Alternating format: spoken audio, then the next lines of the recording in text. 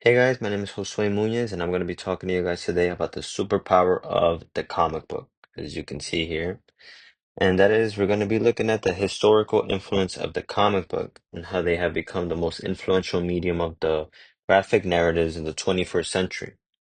Our thesis, over the decades, comic book literature has grown from being a purely child-oriented type of entertainment to one that also caters to adults with more literary stories, including graphic novels, webtoons, and movies. Thus, I came with the thesis, comic books have been the most influential medium for graphic narratives in the 21st century society. Act 1. So, what is a graphic narrative exactly?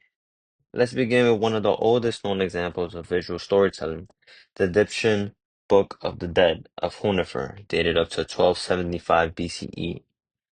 This isn't necessarily a book as we think of it today, but actually a series of funerary scrolls that are inked on papyrus. The point of this depiction is to guide the dead through the afterlife, explaining a narrative for the people of the afterlife and how to properly get there. From left to right, we see a man in a white robe, presumably in another realm, as he is found with the deity Anubis. We see him being led by him when the way into the heart scene in the center of the strip, where we see the god Anubis leading into a chamber where their heart is weighed against the feather. The judgment determines the man is in the white robe is of a good soulful essence. Then he is presented to Horus, another god. So what makes this a graphic narrative?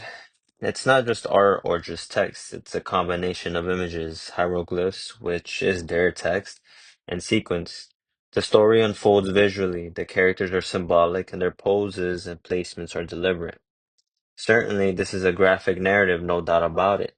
But is it a comic book? Here is an 11th century artwork almost 1300 years in the future after the Book of the Dead, called, pardon my French, La Tapisserie des Bayeux, or simply the Bayeux Tapestry. This nearly 70-meter long embroidered scroll recounts the Norman conquest of England in 1066. And like the Egyptian scrolls, it's meant to be read sequentially. You can see from left to right. You'll notice figures are arranged in panels, alive and dead, fighting with sword and on horseback, with Latin captions floating above the scenes, all stitched into the fabric of history, and certainly this becomes an interesting legend. But the Bayeux Tapestry in the Book of the Dead shows that long before comic books, we had a powerful format to depict great universal stories of fable and a story for us to enjoy. In the 18th century, we start seeing an increase in this style of medium with a political take, though. Here's one of the 8 drawn panels made by William Hogarth, explaining the downfall of the hedonistic and not at all moral noblemen that engaged in moral actions of the time. This panel is called The Orgy. Pretty self-explanatory. But we see a use of satire and perhaps humor to stylize these events. So now we have a format for the graphic narrative. At its core, it's a story told using both visual and textual elements in a deliberate sequence. This is different from, say, a novel with illustrations or paintings with the description. In a graphic narrative, meaning arises from the interaction between image and text. Across time, typically moving from panel to panel, it's a story told through pictures. And in the 18th century, thanks to the Industrial Revolution, we pick up this style or graphic storytelling, and we begin publishing them for purchase. Here, for example, are some examples of what we can now call comics, a distinction we make based on the paperback editions now available en masse to people for entertainment. We see a satirical and actually kind of dark story in one of the earliest comics published in the United States, The Adventures of Mr. Obadiah Oldbug, shown here on the left. The influence of Mr. Obadiah Oldbuck is way understated. It was huge to the American public when it was published in America. We see an intentional use of structure of composition and narrative, flowing a story from the left side of the page to right in an amusing way. This was originally published by French artist Rodolphe Toffer in Geneva in 1837, but it's a clear setup for what would become the comic book. It reads, "The third interview, declaration, sighs, hopes. His beloved one leaves him, unhappy wretch. Despair, the remedy. He's been rejected, unfortunately." On the right is another example of a publication that is available in the 18th century, with a page-long series of panels. Talk about values in comics. Today, this single Dutch comic page fetches for above $100, which speaks to the value we have in preserving our graphic narratives. Ultimately, we see a build-up into what would become popularized as comic books, and even early on, we see messages behind these stories. Many comic enjoyers like myself are aware of the major influences comic has on our social consciousness, like Superman's S or Batman's Bat. We think about them as characters that, of course, exist in legend. We'll get to these historic influences of the 21st century, but first we must show the importance of comics as it developed in the late 19th century and earliest 20th century. This period is referred to as the Platinum Age of comics. 1897 brought about one of America's first beloved comic book characters with the publication of The Yellow Kid in McFadden's Flats, who came in a book form rather than single-page prints in prior publications. Michael Dugan, better known as the Yellow Kid, was drawn by Richard F. Outcault, first appearing in the New York newspaper in 1895. This comic coined the term comic book on the actual paperback issue. The Yellow Kid marks one of our first recurring characters that would become central to comic book identities and will start a new wave of comic books, making now referred to as Platinum Age of comics. This period saw a great wave of appreciation for the graphic narrative, particularly with product consumerism at a time where the American urban landscape was changing. A fun fact about this character, the word yellow journalism is a term referring to other sensibilizations of stories, and it was actually created from this character. After the Yellow Kid popularized comic strips and newspapers in the late 19th century, it would give rise to one of the first truly enduring duos, Mutt and Jeff, created by Bud Fisher in 1907.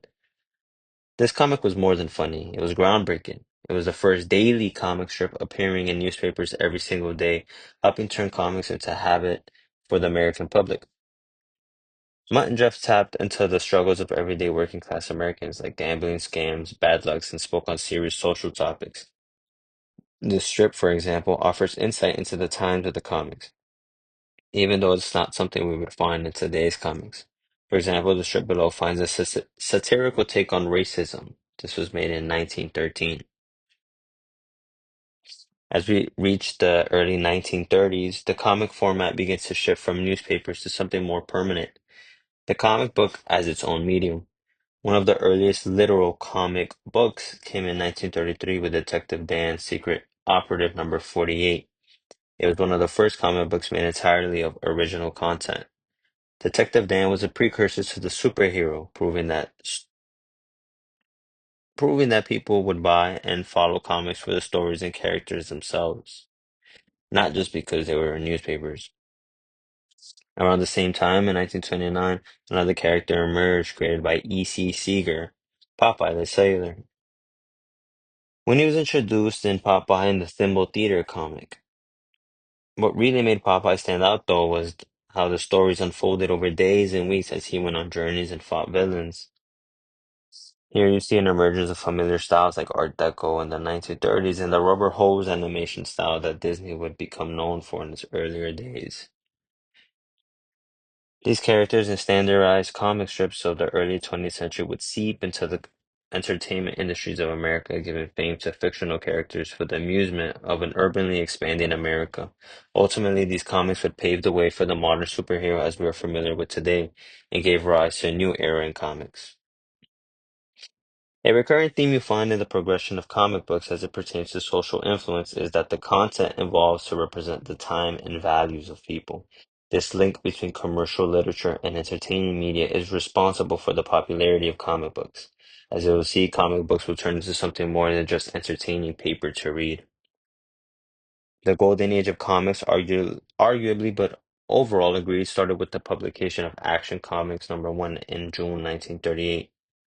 Avid comic book collectors and non-comic book readers alike can agree on the historical importance of this issue shown here.